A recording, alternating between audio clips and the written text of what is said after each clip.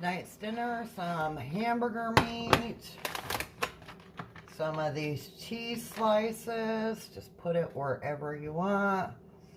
I like a little bit extra cheese, so we're really gonna put a little bit on there.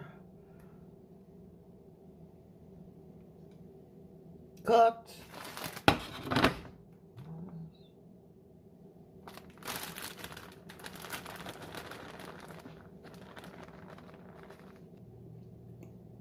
Some sour cream. I'm using up what I have. Consider this nachos without the nacho chips. It's basically a beef salad. You could add tomatoes, black olives. You have nice hamburger meat down there, nice and hot. I'm gonna mix mine up.